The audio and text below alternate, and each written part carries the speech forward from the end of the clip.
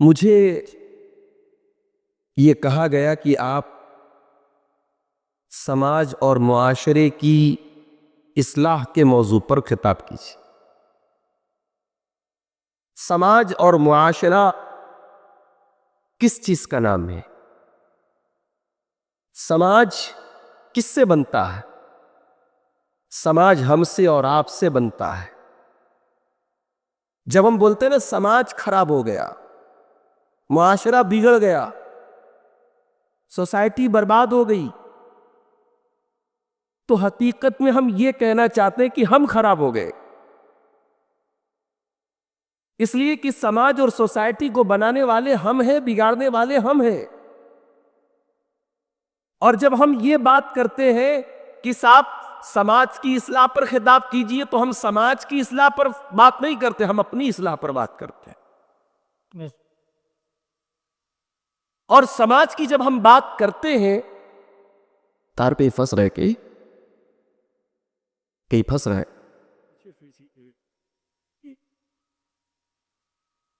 سماج کی جب ہم بات کرتے ہیں تو سماج میں اگر ہم غور کریں، کسی بھی سماج میں سب سے اہم طبقہ جو ہوتا ہے، جو کسی بھی سماج کی طاقت ہوتا ہے، وہ ہوتا ہے نوجوانوں کا طبقہ۔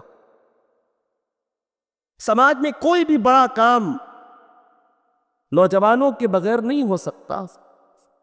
بھئی بزرگوں کا اپنا رول ہے، بزرگوں کی رائے، بزرگوں کے مشورے، بزرگوں کے تجربے کی اپنی اہمیت ہے، مگر جو مین پاور ہے، جو کام کرنے کی چھمتا ہے، جو جوش ہے، جو جذبہ ہے، وہ تو ظاہر ہے کہ نوجوانوں میں ہوتا ہے۔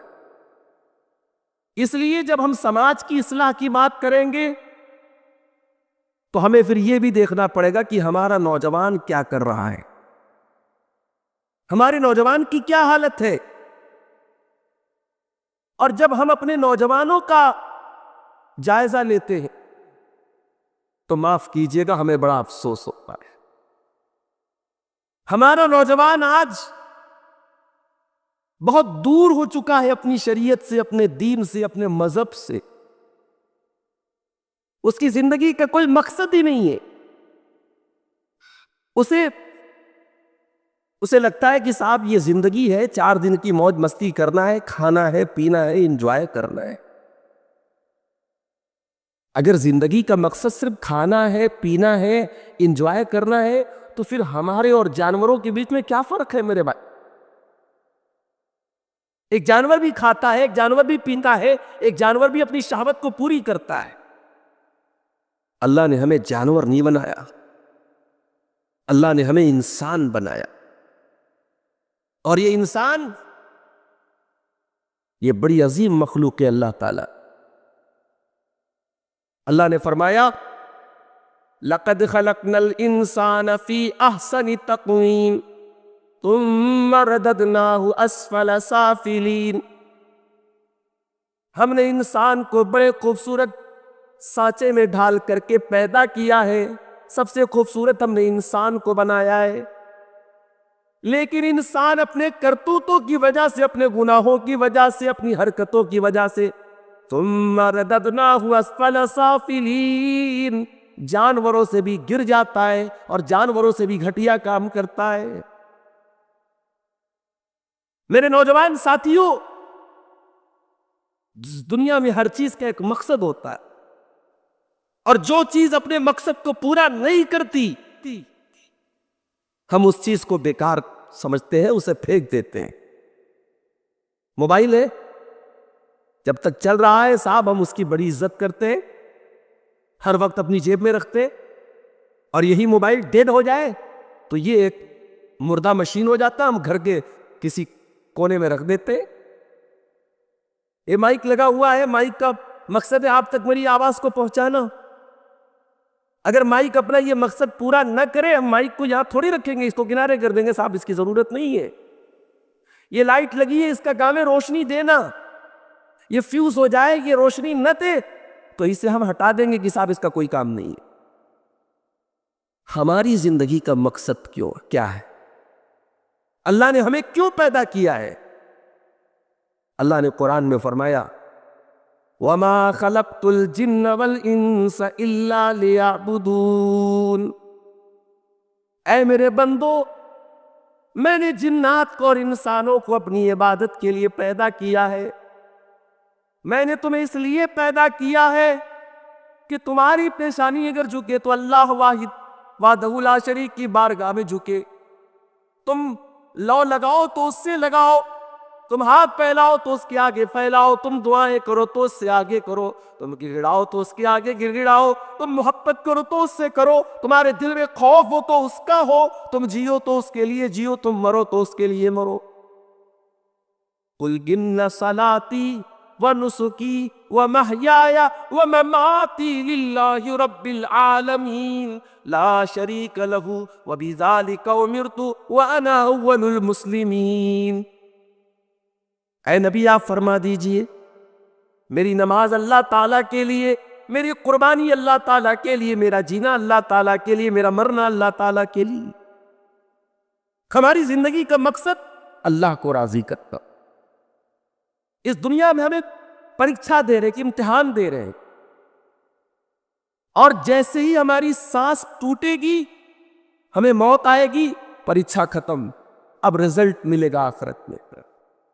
الذی خلق الموت والحیات لیبلوکم ایکم احسن عملا، اللہ نے موت کو پیدا کیا، اللہ نے زندگی کو پیدا کیا تاکہ وہ تمہارا امتحان لینا چاہتا ہے کہ تم میں کون اچھا عمل کرتا ہے۔ غور کیا آپ نے؟ اللہ امتحان کیا لینا چاہتا ہے؟ کون اچھا عمل کرتا ہے۔ اللہ کو اس سے مطلب نہیں کہ آپ کتنا عمل کرتے ہیں۔ 27 رجب کی تاریخ گزری، ہمارے کچھ بھائیوں نے ہزاری روزہ رکھا، سنا ہے آپ نے؟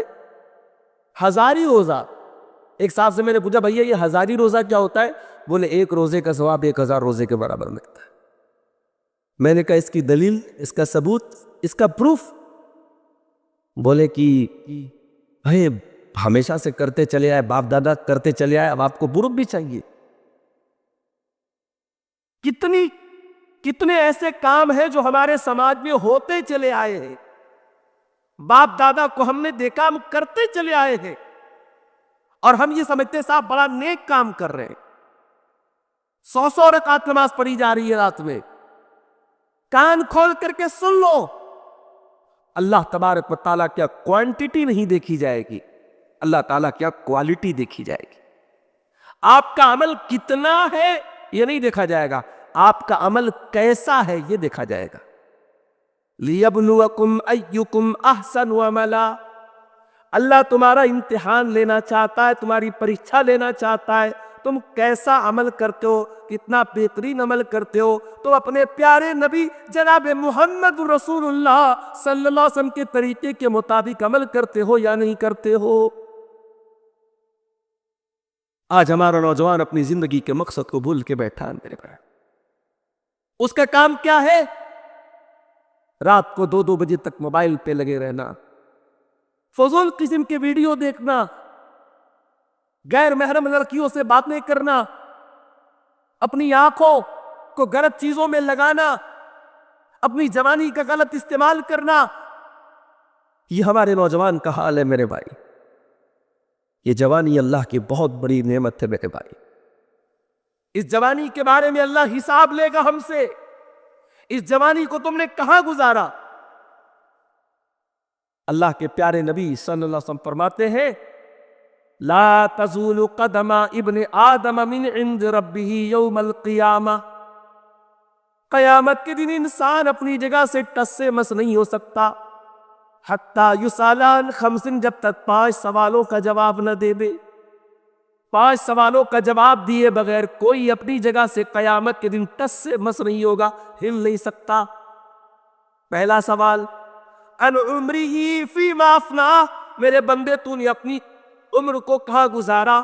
60 سال، 70 سال، 50 سال، 80 سال، جو بھی تجھے زندگی ملی تو نے اپنی زندگی کو کہاں گزارا؟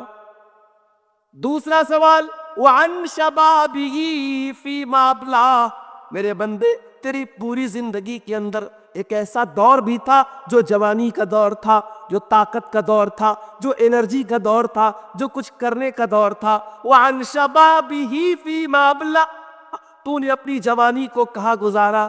کہیں ایسا تو نہیں شراب کے اڈوں پر گزارا، کہیں ایسا تو نہیں موبائل پر ویڈیو دیکھنے میں گزارا، کہیں ایسا تو نہیں کہ ٹائم پاس کرنے میں گزارا، کہیں ایسا تو نہیں آنکھوں کے زنا میں گزارا، کہیں ایسا تو نہیں اپنی جوانی کو تو نے برباد کر دیا۔ وَعَنْ شَبَابِهِ فِيمَا أَبْلَى، تو نے اپنی جوانی کو کہاں گزارا؟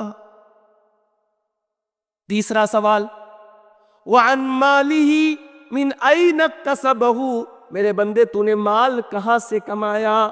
حلال طریقے سے کمایا یا حرام طریقے سے کمایا؟ سود اور بیاج کے ذریعے کمایا یا چوری بے ایمانی کر کے کمایا؟ کہاں سے کمایا تو نے؟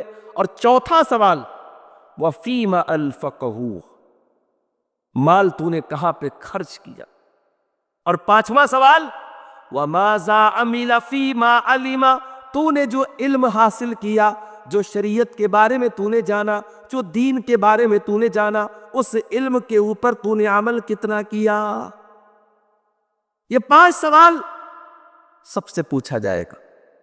یہ عبدالغفار صاحب سے بھی پوچھا جائے گا، یہ مولانا حذیفہ صاحب سے بھی پوچھا جائے گا، مولانا وقاص صاحب سے بھی پوچھا جائے گا، اور آپ کے گاؤں کے ایک ان پڑھ اور گنوار سے بھی پوچھا جائے گا۔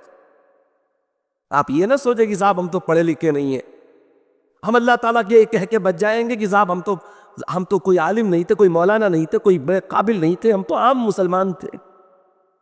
ہر آدم کے بیٹے کو اس 5 سوال کا جواب دینا ہے۔ اب میرے نوجوان ساتھیوں، ذرا اپنے گریبانوں میں ہم سب جھانکے اور سوچے، ان 5 سوالوں کا جواب ہم کیا دیں گے؟ اور اس میں جو دوسرا سوال ہے کہ جوانی کو تو نے کہاں گزارا، ہم اس کا کیا جواب دیں گے؟ میرے پیارے ساتھیوں، ابھی جمعہ کا دن تھا، جمعہ کے دن آپ سورہ کہف کی تلاوت کرتے ہوں گے، نہیں کرتے تو کرنا چاہیے۔ اللہ کے پیارے نبی کی حدیث سنی ہوگی آپ نے، جو جمعہ کے دن سورہ کہف پڑھتا ہے اللہ تعالیٰ اگلے جمعہ تک اس کو ایک نور اور روشنی عطا فرماتا ہے۔ سورہ کہف میں اللہ تعالیٰ نے ایک واقعہ بیان کیا۔ اللہ نے واقعہ بیان کیا کہ کچھ لوگ تھے، اور یہ لوگ کوئی معمولی لوگ نہیں تھے، بہت بڑے گھرانے کے لوگ تھے، پیسے والے گھر کے لوگ تھے۔ اور یہ اس دور میں جب ہر طرف شرک ہو رہا تھا، غیر اللہ کی جے جے کار ہو رہی تھی، اللہ کو چھوڑ کے لوگ اپنے بادشاہ کے آگے سر جھکاتے تھے۔ یہ کچھ لڑکے تھے، کچھ نوجوان لڑکے تھے، ان کے دل کو اللہ تعالیٰ نے ایمان کی توفیق بخشی، اور یہ اللہ تعالیٰ کی توحید پر ایمان لائے۔ انہوں نے کہا کہ ہم کسی اور کے آگے سر نہیں جھکائیں گے، ہم ایک اللہ کے آگے سر جھکائیں گے۔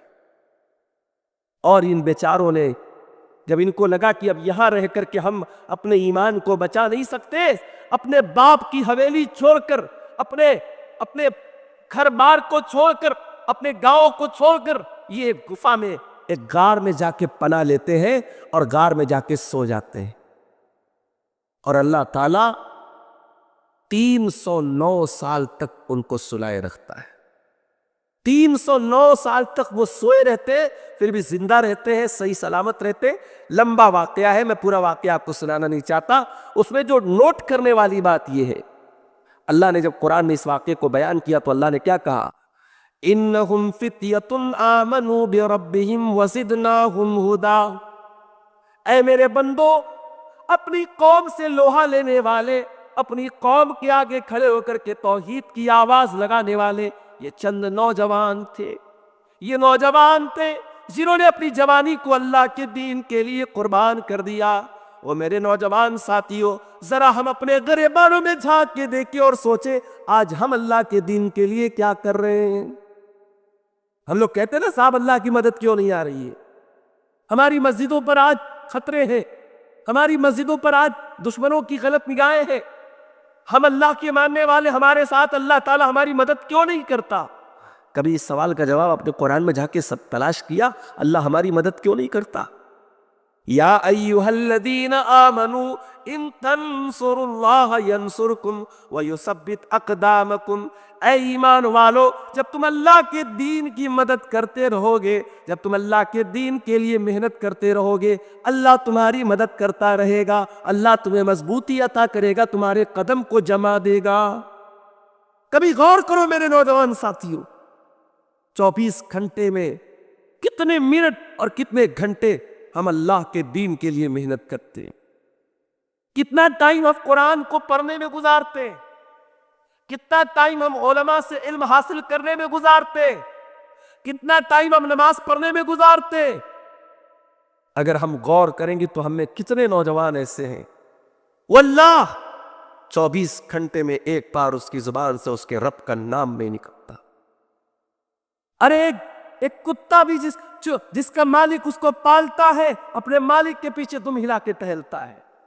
ایک گھوڑا جس کا مالک اسے تھوڑا سا چنا اور تھوڑا سا جو کھلا دیتا ہے، وہ گھوڑا اپنے مالک کے لیے جان دینے کو تیار ہو جاتا ہے۔ ہم کتنے نمک حرام ہیں میرے بھائی، ہم کتنے ناشکرے ہیں اس پروردگار کے، ہم کتنے بڑے ناشکرے ہیں۔ ہمارے دل کی ایک ایک دھڑکن کا مالک وہ، ہماری ایک ایک سانس کا مالک وہ، ہمیں آکسیجن دینے والا وہ، ہمیں صاف ستھرا پانی پلانے والا وہ، اس زمین کو ہمارے لیے رہنے کے قابل بنانے والا وہ، ہمارے جسم کو اتنا خوبصورت بنانے والا وہ، ہمارے بال بچوں کو صحت و تندرستی دینے والا وہ۔ دنیا کی فَبِأَيِّ آلَاءِ رَبِّكُمَا تُكَذِّبَانِ، اپنے رب کی کون کون سی نعمتوں کو تم جھٹلاؤ گے؟ اس مالک کا نام بھی ہم نہیں لیتے۔ صاحب ہم بڑے کاروباری لوگ ہیں، بڑے بزنس مین لوگ ہیں، دکان پر بیٹھے ہیں، اذان ہو رہی ہے، حی علی الصلاۃ حی علی الفلاح، یہ مؤذن کہہ رہا ہے کہ آ جاؤ نماز کی طرف، آ جاؤ کامیابی کی طرف۔ ہم دکان پر بیٹھے، ہمیں کامیابی نہیں چاہیے، ہمیں تو اپنے دکان میں پروفٹ کمانا ہے، ہمیں تو اپنی دکان پہ پیسے کمانا ہے۔ میرے پیارے بھائیوں، یہ پیسے کل قیامت کے دن ہمارے لیے بربادی کا سبب بن جائیں گے۔ اگر ہم نے نماز چھوڑ کے پیسے کمائے ہیں، ہم نے نمازوں کو برباد کر کے دکانوں کو چلایا ہے۔ اللہ قرآن میں کہتا ہے رجال لا تلہیہم تجارت ولا بیع عن ذکر اللہ۔ میرے حقیقی بندے وہ ہیں، میرے سچے بندے وہ ہیں، میرے مومن بندے وہ ہیں، ان کا کاروبار ان کو کبھی نماز سے غافل نہیں کرتا ہے۔ یخافون یوما تتقلب فیہ القلوب والابصار، اور میرے مومن بندے تو قیامت کے دن کے بارے میں سوچ سوچ کے ڈرتے ہیں۔ ایسا کون سا کام ہے میرے بھائی جو نماز سے بڑا ہے؟ ایسی کون سی دکان ہے جو نماز سے بڑا ہے؟ اور اگر آپ کو یہ لگتا ہے نماز کے ٹائم آپ دکان بند کر دیں گے، نماز کے ٹائم آپ کام نہیں کریں گے تو آپ کو روزی کم ملے گی، تو کان کھول کر کے سن لیجیے، اللہ قرآن میں اس کا بھی جواب دیتا ہے وَأَمُرْ أَهْلَكَ بِالصَّلَاةِ وَاسْتَبِرْ عَلَيْهَا۔ اے میرے بندے، اپنے گھر والوں کو بھی نمازی بنا اور خود بھی نماز کی پابندی کر۔ لا نسألک رزقا نحن نرزقک، اور اے میرے بندے کان کھول کر کے سن لے، ہم تو خود تجھے روزی دیتے، ہم تجھ سے روزی کا سوال نہیں کرتے۔ تو 10 منٹ 15 منٹ آ کر کے نماز پڑھ لے گا، تیری روزی روٹی میں کوئی کمی نہیں آئے گی، تیرے کاروبار میں کوئی کمی نہیں آئے گی، تیری دکان میں کوئی کمی نہیں آئے گی۔ ہم تو خود تجھے روزی دیتے، ہم تجھ سے روزی نہیں مانگتے۔ آج ہمارے نوجوان کے 24 گھنٹے میں اس کے ٹائم ٹیبل میں نماز کے لیے کوئی ٹائم نہیں۔ وہ بیچارہ تو رات میں 2 بجے تک موبائل میں لگا تھا، وہ فجر کی نماز میں کیسے اٹھے گا؟ فجر کی اذان ہوتی ہے، مؤذن آتا ہے اور لاؤڈ اسپیکر پہ کھڑا ہو کے کہتا ہے الصلاۃ خیر من النوم، نماز نیند سے بہتر ہے۔ یہ کس کو سنا رہا ہے؟ یہ لوگ، یہ سوئے نہیں ہیں، یہ تو مردہ لوگ ہیں۔ مردوں کو کون سنا سکتا ہے؟ یہ سوئے ہوتے تو الصلاۃ خیر من النوم کو سن کر کے اڑ جاتے۔ یہ سوئے ہوئے لوگ نہیں، یہ تو مردہ لوگ ہیں۔ اے مؤذن، اے اذان دینے والے، یہ فجر کی اذان کی آواز سن کر کے جو نہیں اٹھ رہا ہے اس کے کان میں تو شیطان پیشاب کر چکا ہے، اس کا کان تو شیطان کا شوچالے بن چکا ہے، اس کا کان تو شیطان کا موترالے بن چکا ہے۔ جو شیطان کی گندگی اس کے جسم کے اوپر شیطان گندگی کر رہا ہے، وہ کیا فجر کی نماز میں اٹھے گا؟ وہ فجر کی نماز سے بھی محروم ہے۔ آج ہمارا نوجوان فجر کی نماز سے بھی دور ہے۔ جانتے ہو فجر کی نماز کے پہلے جو 2 رکعت سنت پڑھی جاتی، اس 2 رکعت سنت کی فضیلت پتہ ہے؟ اللہ کے پیارے نبی فرماتے ہیں رکعت الفجر خیر من الدنیا وما فیہا، فجر کی نماز کی جو 2 رکعت سنت ہے، فرض کا ثواب چھوڑ دو، فرض کا تو بہت بڑا ثواب ہے، جو اس کے پہلے 2 رکعت سنت پڑھی جاتی ہے، اللہ کے پیارے نبی فرماتے ہیں کہ دنیا کی تمام نعمتوں سے بڑھ کر کے، تمام چیزوں سے بڑھ کر کے وہ 2 رکعت سنت ہے۔ جو فجر کی 2 رکعت سنت پڑھ لیتا ہے اس کو دنیا کی تمام دولت سے بڑی دولت مل گئی میرے پیارے بھائیوں۔ اور جو فجر کی نماز جماعت کے ساتھ پڑھتا ہے، اللہ کے پیارے نبی فرماتے فَهُوَ فِي ذِمَّةِ اللَّهِ، وہ اللہ تعالیٰ کی ذمہ داری میں آ جاتا ہے، وہ اللہ تعالیٰ کی حفاظت میں آ جاتا ہے، وہ اللہ تعالیٰ کی سرکشا کے کوچ میں، اللہ تعالیٰ کے پروٹیکشن میں آ جاتا ہے۔ آج ہمارے نوجوان کی ڈکشنری میں نماز کے کوئی ٹائم، ہاں نعرہ لگانے کے لیے تم آگے ابھی صاحب، سرکار کی آمد مرحبا، نبی کی محبت کے نام پہ نعرے لگوا لو اس سے، نبی کی محبت کے نام پر بڑی بڑی باتیں کروا لو اس سے۔ ارے جس نبی کی محبت کا تو نام لیتا ہے، کبھی جا کے پڑھ اس نبی کی زندگی میں نماز کی کتنی اہمیت تھی۔ حضرت حذیفہ فرماتے اذا حزبہ امر صلی، جب اللہ کے پیارے نبی کے اوپر کوئی پریشانی آتی تھی، کوئی مشکل آتی تھی، اللہ کے پیارے نبی نماز کے لیے کھڑے ہو جایا کرتے تھے۔ کبھی یہ نماز کا ٹائم ہو جاتا اور حضرت بلال کو اذان دینے میں تھوڑی تاخیر ہو جاتی، اللہ کے پیارے نبی حضرت بلال سے کہتے تھے یا بلال ارحنا بالصلاۃ، اے بلال جلدی سے نماز، جلدی سے اذان دے دے، جلدی سے نماز کھڑی ہو جائے اور جلدی سے محمد رسول اللہ کے دل کو سکون پہنچا دے۔ نماز کے ذریعے میرے دل کو سکون ملا کرتا تھا میرے بھائیوں۔ یہ نماز تو وہ عبادت ہے۔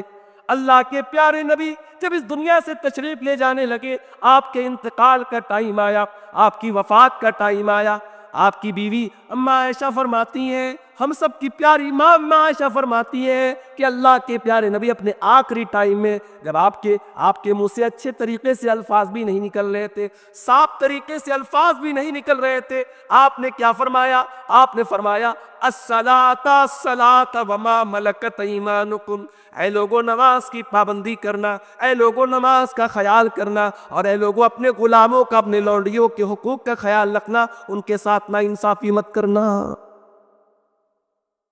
آج نوجوان بگڑ چکا ہے میرے بھائی، آج ہمارے نوجوانوں کو پتہ ہی نہیں اللہ کون ہے، وہ اللہ کے بارے میں کچھ نہیں جانتا، اللہ کی ذات کے بارے میں، اللہ کی صفات کے بارے میں کچھ نہیں جانتا۔ اسی لیے آپ دیکھیں جو جدھر ہٹاتا ہے وہ ادھر ہانکنے لگتا ہے۔ کتنے نوجوانوں کے ہاتھ میں دیکھتا ہوں کڑا پہنے ہوئے ہیں، دھاگا پہنے ہوئے، کلاوا پہنے ہوئے، پوچھو بھائی یہ کیا ہے؟ کہتے مولوی صاحب فیشن ہے۔ یہ فیشن نہیں ہے، یہ کڑا، یہ کلاوا، یہ دھاگا، یہ فیشن نہیں ہے، یہ کسی قوم کا کلچر ہے، یہ کسی قوم کی تہذیب ہے۔ اور اگر آپ وہ دھاگا یہ سوچ کر کے پہنتے ہیں کہ یہ دھاگا پہننے سے آپ کو تکلیف نہیں ہوگی، آپ کو پریشانی نہیں آئے گی، آپ کو بیماری نہیں آئے گی، تو آپ کا ایمان اتنا کمزور ہو گیا کہ آپ اللہ کے کو چھوڑ کر کے آپ نے دھاگے کے اوپر بھروسہ کر لیا کہ دھاگا بندھا ہے تو ہمیں مصیبت نہیں آئے گی، دھاگا اتر جائے گا تو مصیبت آ جائے گی۔ نہیں میرے بھائی، آج ہمارا نوجوان اللہ کو پہچانتا ہی نہیں، اس کی توحید کو پہچانتا ہے کیا؟ ارے اللہ کا مقام کیا ہے؟ اللہ کا مقام کیا ہے؟ اللہ قرآن میں کہتا ہے وسیع کرسیہ السماوات والارض ولا یؤودہ حفظہما۔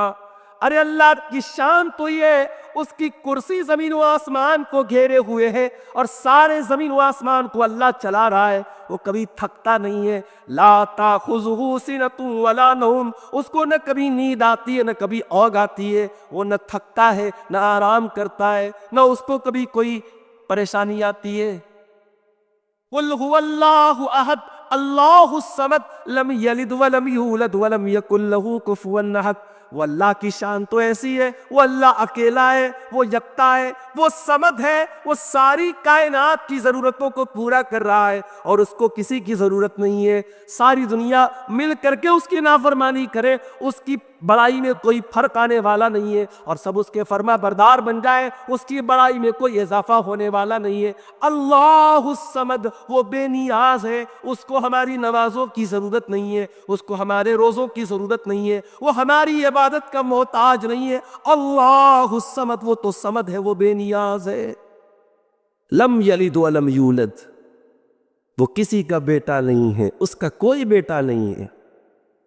ابھی آپ لوگوں نے سنا ہوگا، ایک نیوز آئی تھی، لکھنؤ سے 350 مسلمانوں کا قافلہ ایودھیا جاتا ہے اور وہاں جا کر کے ایک عبادت خانے میں، ہمارے غیر مسلم بھائیوں کے ایک عبادت خانے میں جا کر کے ان کے جو معبود ہے ان کے آگے جا کے جو ہے وہ ان کا درشن کرتا ہے، ان کی زیارت کرتا ہے. 350 مسلمانوں کا قافلہ، اور میڈیا میں ان کی بڑی تعریف ہوتی ہے. صاحب یہ مسلمان ہے، مسلمان کو پتہ ہی نہیں کہ توحید کس چیز کا نام ہے.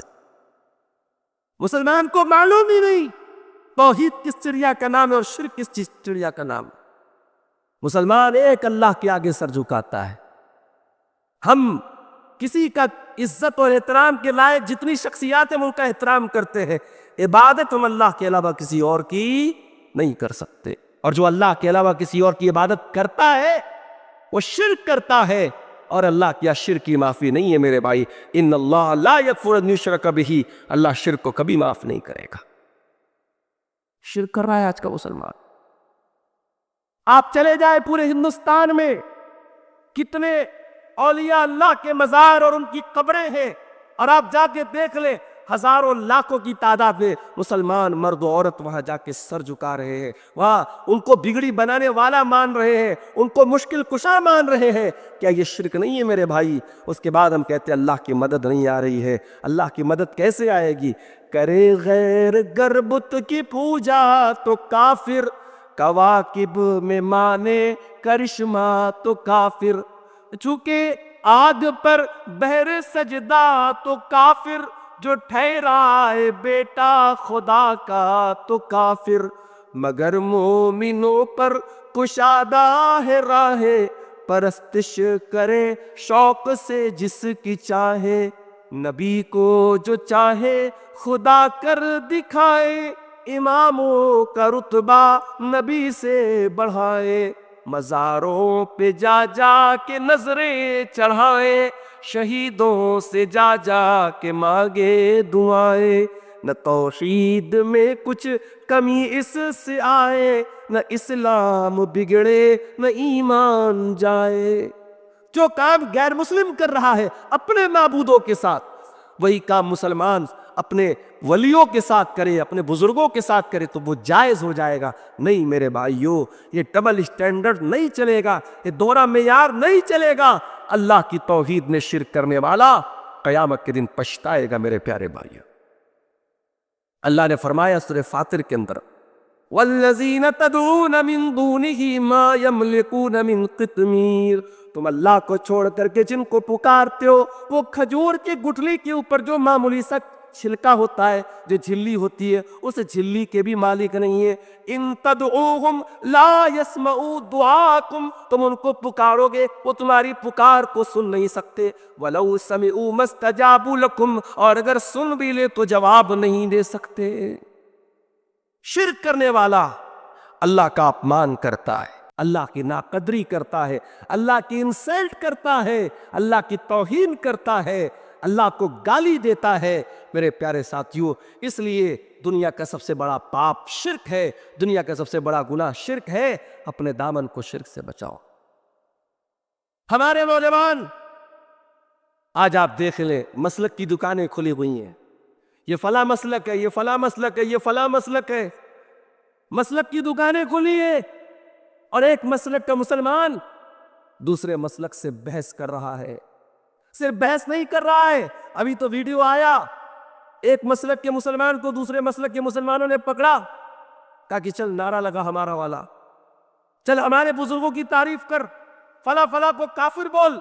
جس طریقے سے موب لنچنگ کے واقعات ہوئے اور بعض غیر مسلموں نے مسلمانوں کو پکڑ کے نعرے لگوائے، آج مسلمان دوسرے مسلک کے مسلمان کو پکڑ کے نعرہ لگوا رہا ہے۔ یہ حالت ہے ہماری۔ یہ اختلاف کیوں ہے؟ کیونکہ ہم نے اس راستے کو چھوڑا ہے میرے بھائی، ہم نے اس ہائی وے کو چھوڑا ہے جس ہائی وے پر جناب محمد رسول اللہ صلی اللہ علیہ وسلم نے ہم کو چھوڑا تھا۔ نبی کا جو راستہ ہے اس میں کوئی اختلاف نہیں ہے۔ نبی نے جو ہائی وے ہم کو دیا ہے، جو شاہراہ ہم کو دیا ہے، وہ بالکل کلیئر ہے، 24 گھنٹے اس پر روشنی ہے۔ نبی کے بتائے ہوئے راستے پر کبھی اندھیرا نہیں ہوتا۔ اللہ کے پیارے نبی فرماتے ہیں انی قد ترکتکم علی البیضاء، میں تم کو بالکل واضح راستے پر چھوڑ کے جا رہا ہوں، لیلھا کنہارھا، وہاں رات بھی دن کی طرح روشن ہے۔ نبی کے راستے سے ہٹیں کہ ہم پھٹک جائیں گے میرے بھائی۔ سب کا احترام کرو، سارے ائمہ کا احترام، سارے صحابہ کا احترام، سارے بزرگوں کا احترام، مگر دین کے اندر اگر کوئی ایسی ذات ہے جس کی بات کو ٹھکرایا نہیں جا سکتا، اگر ایسی کوئی ذات ہے جس کی ہر بات کو لیا جائے گا، جس کے ہر فرمان کو لیا جائے گا، جس کے حکم کو ٹھکرایا نہیں جا سکتا، اگر ایسی کوئی ذات ہے تو وہ ذات ہے جناب محمد رسول اللہ صلی اللہ علیہ وسلم۔ اور یہی سبق دیا ہے تمام صحابہ کرام نے، یہی سبق دیا ہے تمام ائمہ کرام نے۔ کیا امام ابو حنیفہ نے نہیں کہا؟ کیا امام ابو حنیفہ نے نہیں کہا اذا صح الحدیث فہو مذہبی؟ کہ جب صحیح حدیث مل جائے تو بحث نہ کرو، مان لو کہ ابو حنیفہ کا مذہب وہی ہے جو صحیح حدیث کے اندر موجود ہے۔ کیا امام مالک نے نہیں کہا تھا؟ اللہ کے پیارے نبی کی قبر مبارک کی طرف اشارہ کر کے کہا تھا کل یؤخذ من قولہ ویرد الا صاحب ھذا القبر، ہر ایک کی بات کو لیا جا سکتا ہے، ہر ایک کی بات کو ٹھکرایا جا سکتا ہے، مگر اس قبر والے کی بات کو ٹھکرایا نہیں جا سکتا۔ امام شافعی رحمۃ اللہ علیہ مسئلہ بیان کر رہے تھے، دین کا کوئی مسئلہ بیان کر رہے تھے۔ جب آپ نے مسئلہ بیان کر دیا، نبی کی حدیث پڑھ کے سنا دی، تو سامنے والے نے کہا کہ امام صاحب حدیث تو آپ نے پڑھ کے سنا دی، اب ہم جاننا چاہتے کہ آپ کا اوپینین کیا ہے، آپ کی رائے کیا ہے، آپ کیا سوچتے ہیں اس بارے میں؟ امام شافعی غصے سے لال ہو گئے، کہا کہ کیا میں تجھے کوئی مشرک نظر آتا ہوں؟ کیا میں تجھے کوئی کافر نظر آتا ہوں؟ کیا تو میرے گلے میں جنیو دیکھ رہا ہے؟ میں تجھے کوئی غیر مسلم نظر آ رہا ہوں؟ ارے زمین پھٹ پڑے، آسمان شک ہو جائے جس دن نبی کی حدیث کے آنے کے بعد محمد بن ادریس شافعی اپنی رائے پیش کرے اور اپنی بات پیش کرے۔ میرے بھائیو، ہمارے ائمہ نے یہی دعوت دی تھی، اور اللہ کی قسم اسی دعوت کے ہم قائل ہیں، اور اس دعوت سے 1 انچ بھی ہم آگے اور پیچھے ہٹنے کی بات نہیں کرتے ہیں۔ واللہ جو ائمہ کی توہین کرے، جو ائمہ کو برا بھلا کہے، جو صحابہ کرام کے بارے میں غلط زبان استعمال کرے، ہمارا اس سے کوئی تعلق نہیں، کوئی ناطہ نہیں۔ ہم تمام صحابہ کرام اور تمام ائمہ دین کا جو احترام ہے وہ کرتے ہیں، مگر معصوم اگر کسی کو مانتے ہیں تو جناب محمد رسول اللہ صلی اللہ علیہ وسلم کو مانتے ہیں۔ اختلاف دور ہو جائے گا میرے بھائی۔ آ جاؤ، یہ دین کی سپریم کورٹ ہے، یہ محمد رسول اللہ کی عدالت ہے، یہ دین کی سپریم کورٹ ہے۔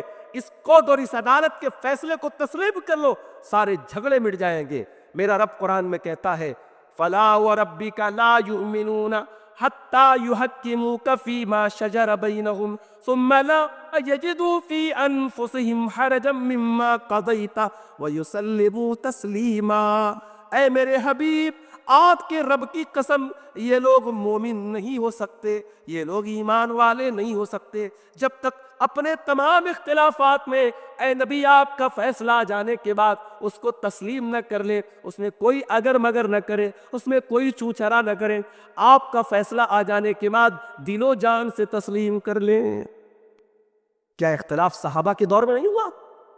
بہت سارے مسائل میں اختلاف ہوئے، مگر صحابہ تعصب کے قائل نہیں تھے۔ صحابہ اپنی بات پر ڈٹے نہیں رہتے تھے، بل جب دلیل ان کے سامنے آتی تھی فوراً تسلیم کر لیتے تھے۔ حضرت علی کو دیکھو، حضرت علی کے دور میں کچھ لوگوں نے کہا کہ حضرت علی رب ہے ہمارے، ان کو اللہ اور رب کا درجہ دے دیا۔ حضرت علی نے حکم دیا کہ یہ سب مرتد ہو گئے، دین سے خارج ہو گئے۔ حضرت علی نے ان کو جلانے کا حکم دے دیا، کہا کہ یہ کافر ہو گئے، مرتد ہو گئے، کہا کہ ان کو جلا دیا جائے۔ جب یہ خبر عبداللہ ابن عباس رضی اللہ تعالیٰ عنہما تک پہنچی، عبداللہ ابن عباس نے کہا کہ اے علی، آپ کا یہ فیصلہ تو صحیح تھا کہ وہ مرتد ہو گئے، ان کو قتل کروا دیا جائے، یہ فیصلہ تو آپ کا صحیح تھا، مگر جلانے کا حق آپ کو نہیں تھا، اس لیے کہ اللہ کے پیارے نبی نے فرمایا لا يعذب بالنار الا رب النار، آگ کا عذاب صرف آگ کا رب دے سکتا ہے، دنیا میں کسی کو جلانے کی اجازت نہیں ہے۔ سزائے موت بھی دی جائے گی تو جلا کے نہیں دی جائے گی، اسلام کے اندر یہ جائز نہیں ہے، آپ کا یہ فیصلہ صحیح نہیں تھا۔ حضرت علی نے اپنی غلطی کو تسلیم کیا، کہا کہ بات آپ نے صحیح کہی، مجھے جلانے کا حکم نہیں دینا چاہیے تھا۔ میرے بھائیوں، دین اطاعت رب اور اطاعت رسول کا نام ہے، اطیعوا اللہ و اطیعوا الرسول، دین اس کا نام ہے۔ ہمارے نوجوان ساتھیوں، آؤ اس منہج پر آ جاؤ اور اس طریقے پر آ جاؤ، سارے مسئلے ختم ہو جائیں گے۔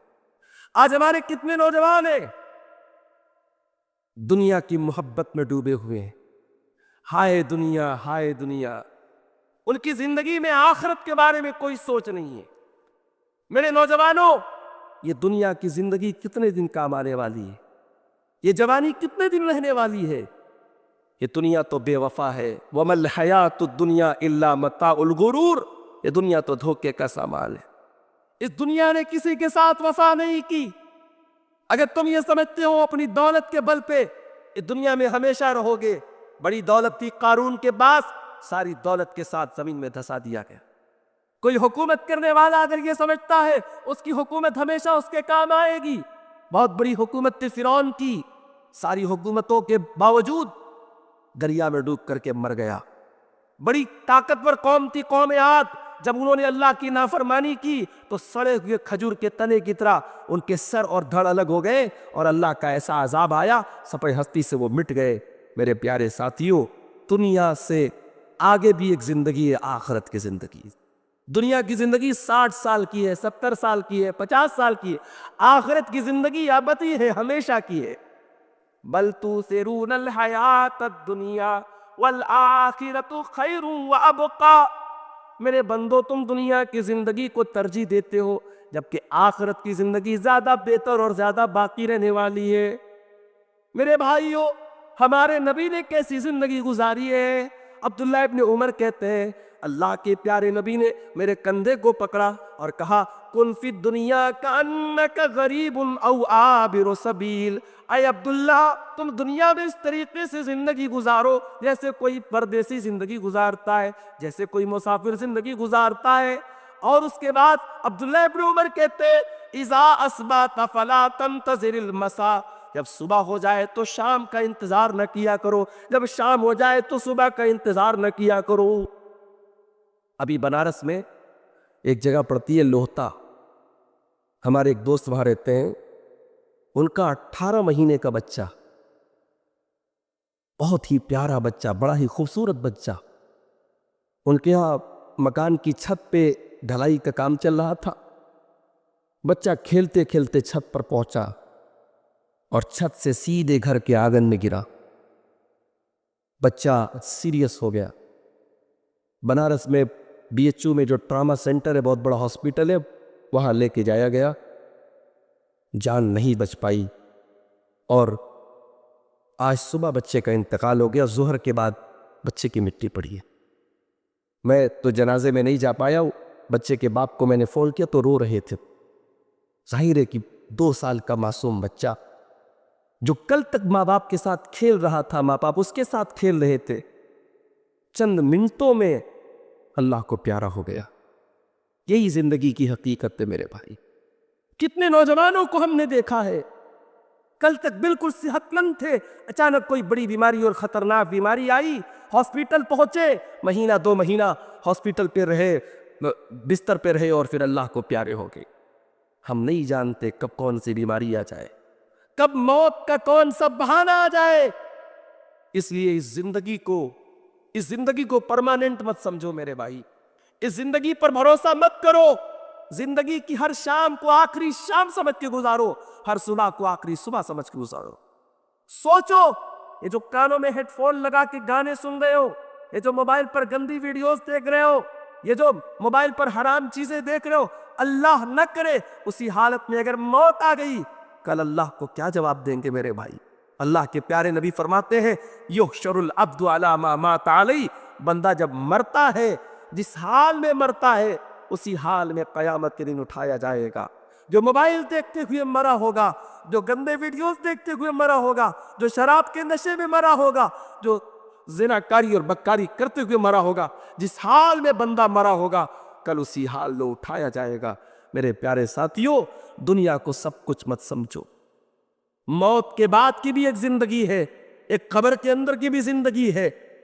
دنیا میں اندھیرا ہو جائے، جنگل میں آپ جا رہے ہیں، یہاں سے آپ سلطان پور کے راستے میں، بدلہ پور کے راستے پہ جا رہے ہیں اور راستے میں لائٹ وائٹ نہیں ہے، اچانک آپ کی گاڑی کی لائٹ بند ہو جائے، آپ سوچئے اندھیرے میں آپ کو کیسا لگے گا؟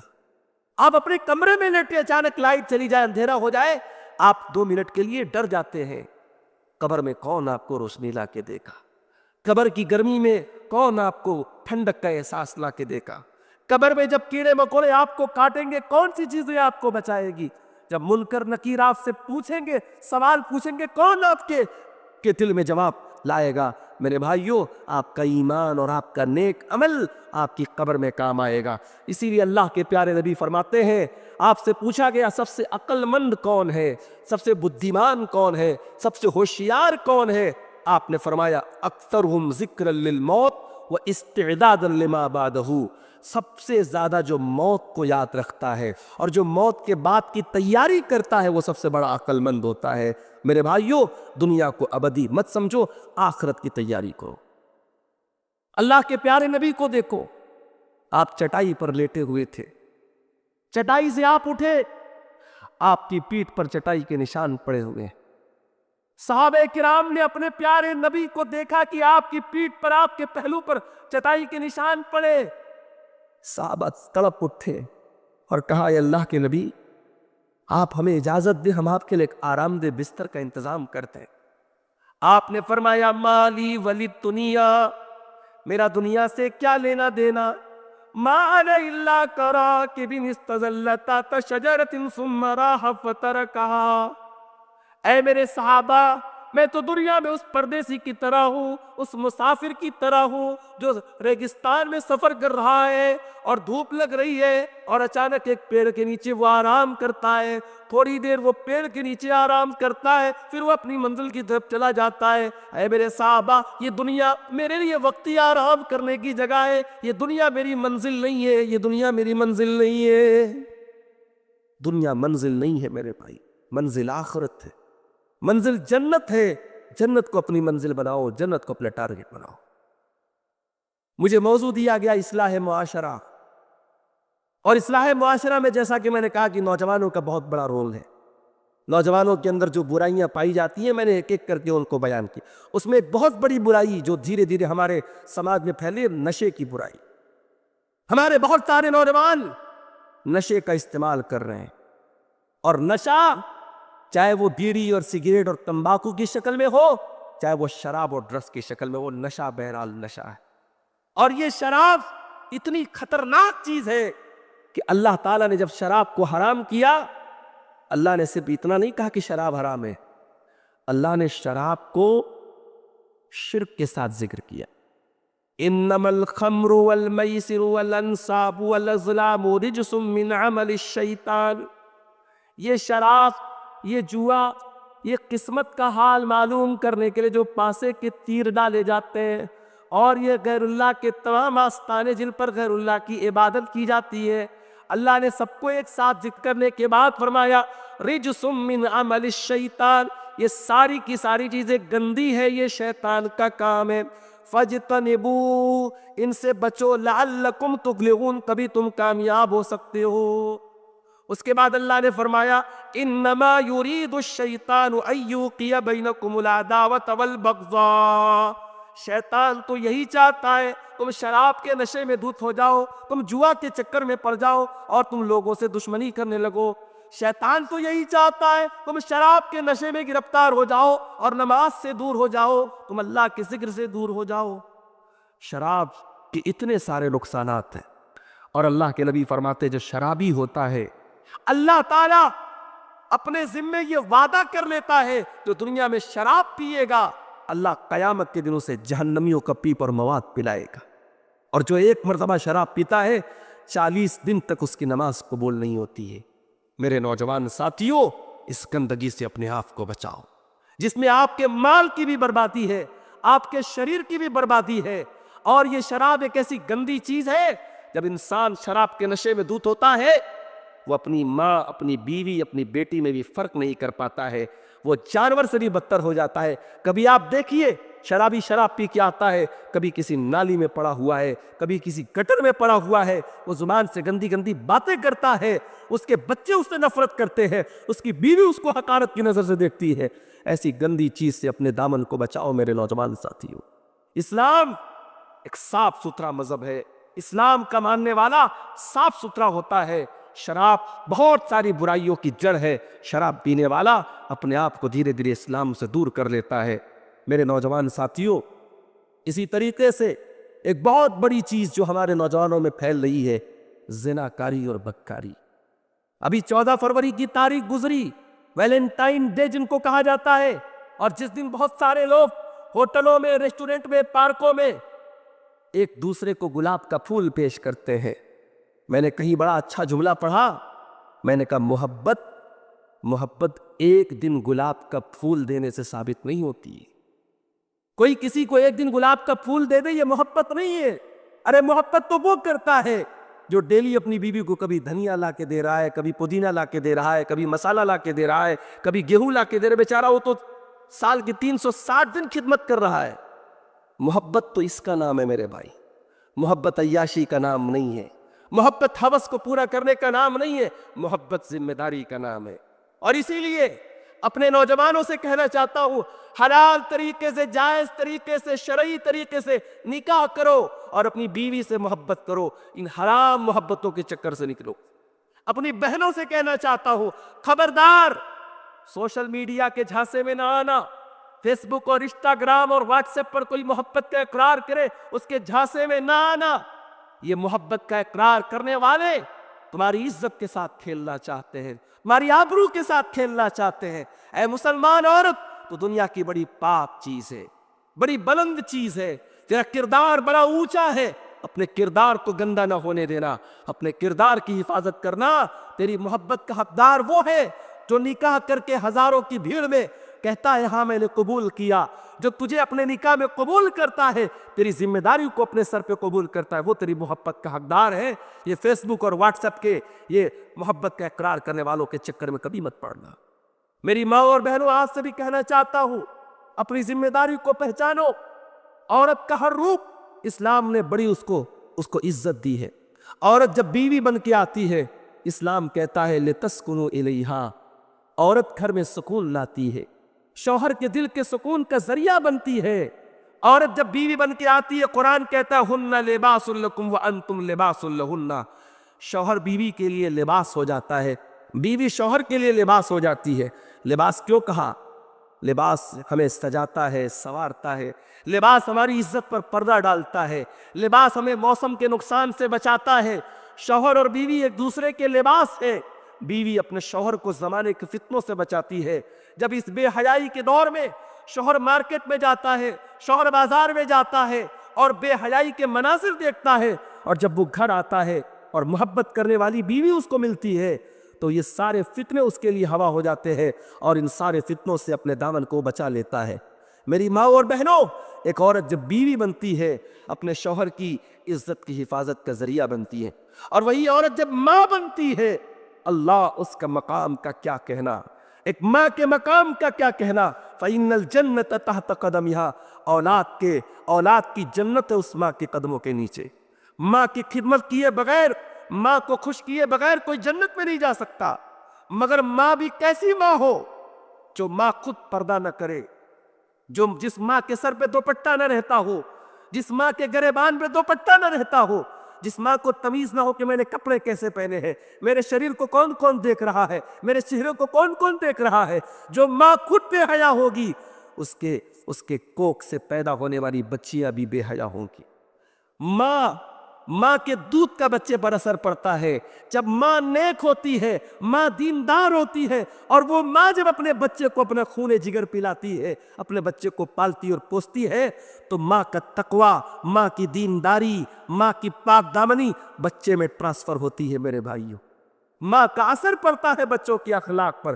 اسی لیے پیارے نبی نے فرمایا، جب رشتہ دیکھنے جایا کرو تو اپنے گھر کی بہو جب دیکھنے جاؤ، اپنے بچوں کے لیے جب بیوی دیکھنے جاؤ، تو اللہ کے نبی نے فرمایا دیندار عورت کو اپنے گھر میں لے کے آؤ، فاظفر بذات الدین، تبھی تم کامیاب ہو سکتے ہو۔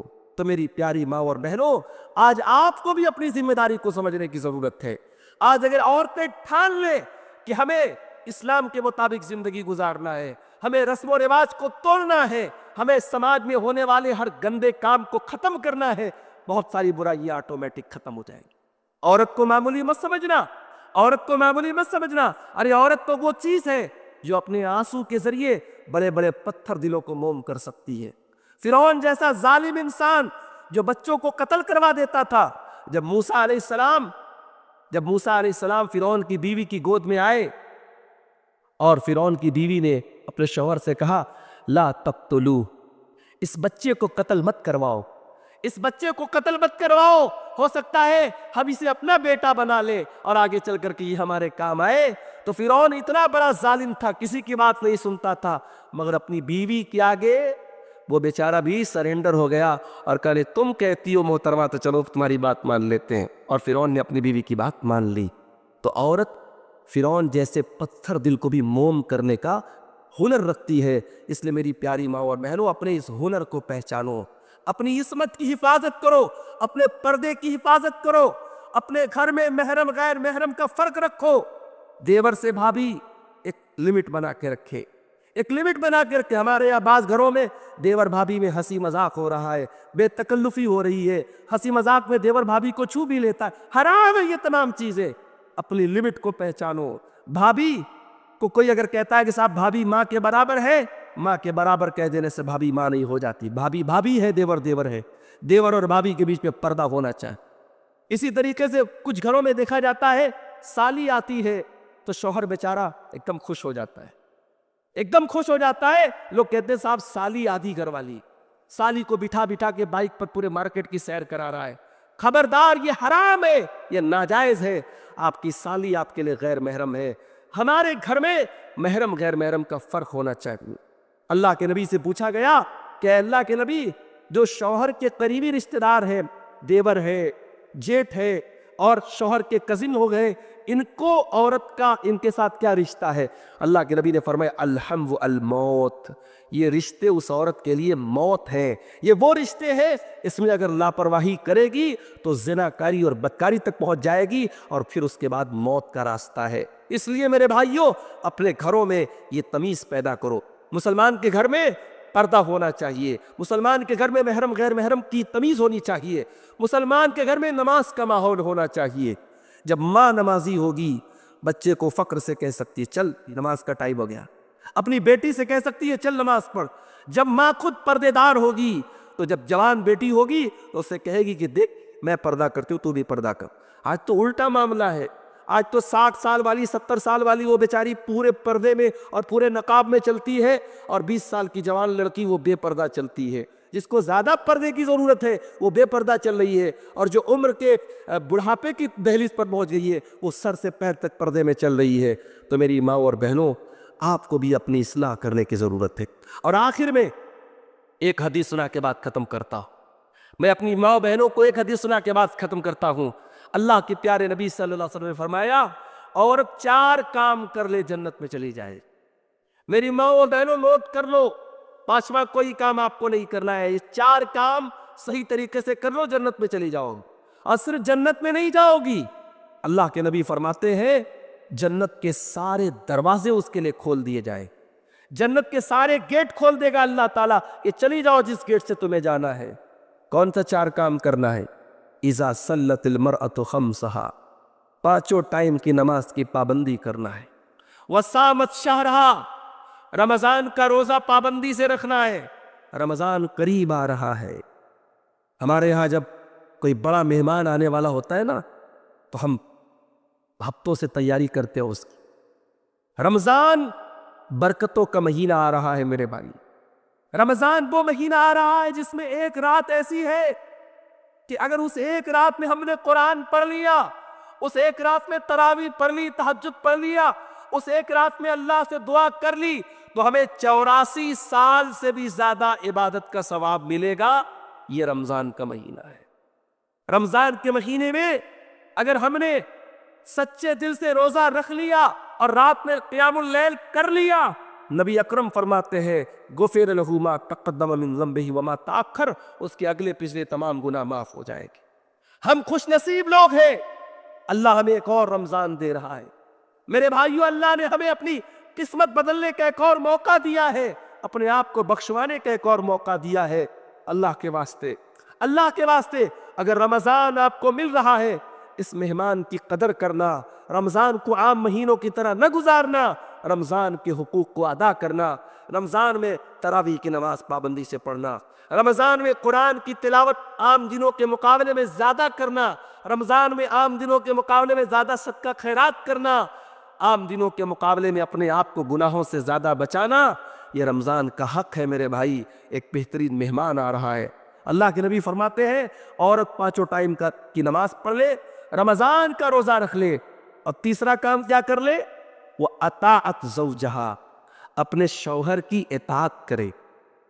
یہ بھی یاد رکھو میری ماں اور بہنوں، شادی کے بعد ایک عورت اگر جنت میں جانا چاہتی ہے، اپنے شوہر کی اس کو اطاعت کرنا پڑے گا۔ شوہر کی بات نہ مانے، منمانی کرے، خوب تقریر سنے، رات بھر دن بھر یوٹیوب پر مولانا لوگوں کی تقریر سنتی رہے، رات بھر تہجد پڑھتی رہے، اگر شوہر کو خوش نہیں کرتی ہے، شوہر کی اطاعت نہیں کرتی ہے، شوہر کے جذبات کا احترام نہیں کرتی ہے، وہ عورت جنت میں نہیں جا سکتی ہے۔ اس کے جنت میں جانے کے لیے اپنے شوہر کا حق ادا کرنا ضروری ہے۔ تیسری چیز، اپنے شوہر کی اطاعت کرے، اور چوتھی چیز وہ احسنت فرجہا، اپنی آبرو کی حفاظت کرے، اپنی آبرو کو بچا کے رکھے، کوئی غلط کام نہ کرے۔ یہ 4 کام اگر عورت کر لے، اللہ کے پیارے نبی فرماتے ہیں دخلت من ای ابواب الجنت شاءت، ایسی عورت جنت کے جس دروازے سے چاہے وہ جنت میں جا سکتی ہے۔ میرے بھائیوں، میرے بزرگوں، طبیعت بہت اچھی نہیں ہے، پچھلے 1 ہفتے سے میں بخار زکام میں مبتلا ہوں، لیکن چونکہ وعدہ